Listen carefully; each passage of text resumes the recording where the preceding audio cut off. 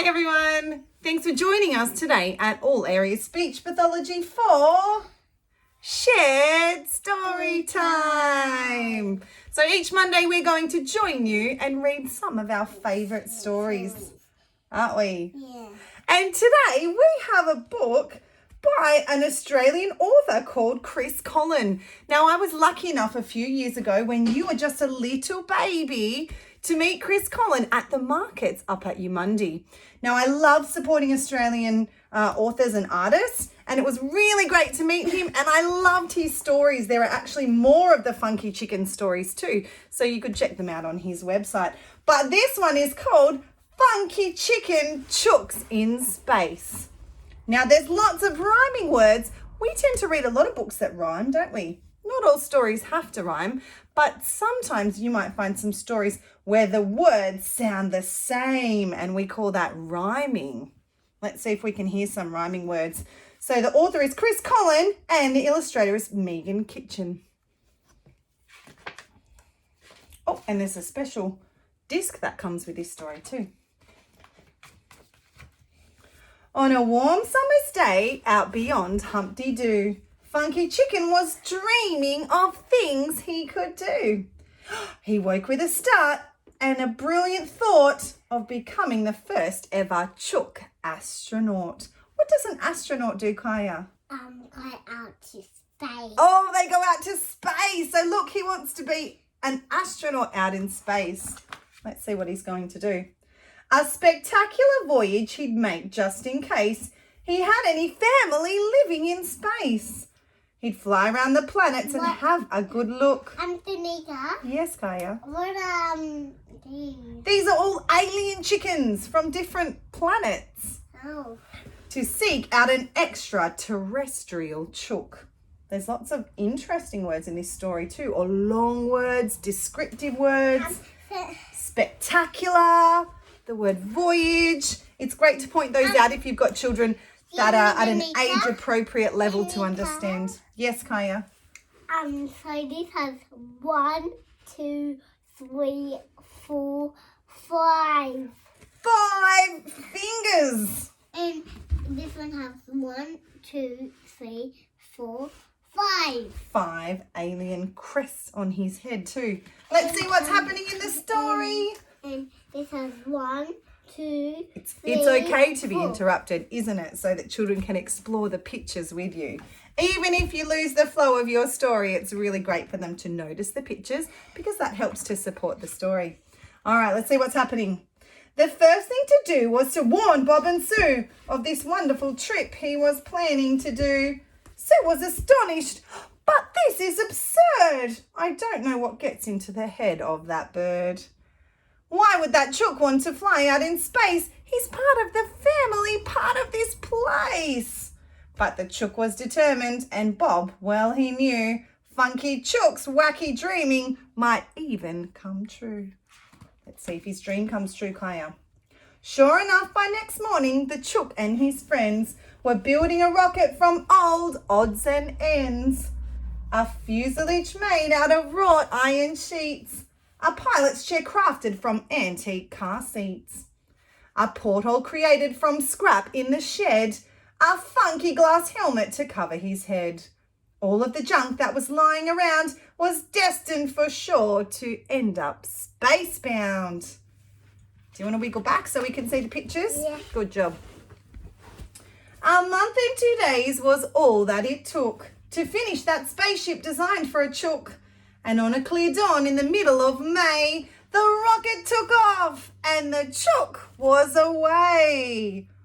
Up, up, up in space. And they're saying goodbye. They're saying bye, bye, Funky Chicken. First stop on the way was a planet called Zood. The people who lived there were really quite rude. The chook asked politely, did you ever see a creature as splendid and brilliant as me? The leader, who had a big wart on his head, had a very rude answer, and here's what he said. We've no time for chickens who think they're unique. Get away from our planet, you feathery freak. Oh my goodness, that wasn't very nice, was it? No. That was a bit rude. So the chicken took off with a hiss and a roar. He flew that ship faster than ever before. He was in such a hurry to find his next place that something fell off, drifting out into space. Oh no, his rocket ship is falling apart. The Chook rumbled on to the far land of Fink, a planet that oozed an unbearable stink. He landed the ship with a bit of a bump and sniffed at the air, which smelt like a dump. This place smelled of things you would not want to eat, like stink bombs and fungus and cheese-flavoured feet. The stench was so vile to the nose of a Chook, he decided to leave without taking a look. So the chicken took off with a hiss and a roar. He flew that ship faster than ever before. He was in such a rush to escape from that place that something fell out, drifting out into space. Oh my goodness. His rocket bird is falling apart. Oh, his rocket ship is falling apart. Do you want to wiggle over a little bit? Yeah. The Chook rattled on to a planet called Grots, where everyone's bottoms were covered in dots. Oh, that is funny. He met with their bum-spotted leader and king, a strange-looking creature with hair like old string. And Funky inquired, "Did you ever see elegant creatures who look just like me?" The king said, "No creature like you lives on Grots. They couldn't live here. Their bums have no dots." No funky chickens there. So the chicken took off with a hiss and a roar. He flew that ship faster than ever before. He was in such a hurry to find the next place that something fell off, drifting out into space. Oh no, he's dropped some ocky straps or some stretchy straps that help keep his spaceship together. He flew the full length of the whole Milky Way. He flew for a year, 7 months and 1 day. He'd nearly lost hope of finding another, a cousin, an uncle, a sister or brother. His very last stop was a planet called Ween. Oh, look at this shape, Ween, where he had morning tea with their beautiful queen. She spoke of a place where the feathered folk flew, where animals flourished and the sky was deep blue. To the chicken's delight and excitement that day, she pointed her finger to show him the way. So our chicken took off with a hiss and a roar. He flew that ship faster than ever before. At a speed that no living creature had been, he powered through space in his funky machine. The Chook hurtled on in a mad feathered dash. Great chunks of the rocket flew off with a crash. And when he touched down with a bit of a clang, the ship fell apart with a very loud bang! Oh, yes. Our hero emerged from the wreck and hopped out with animals everywhere running about, and he knew he was home out beyond Humpty Doo, back on the farm with his friends Bob and Sue. The Chook was so happy he'd landed on Earth and hugged his old farm friends for all he was worth. It was then that he knew there was no need to roam. His family and friends were all right here at home. And this one says, "There's no place like home."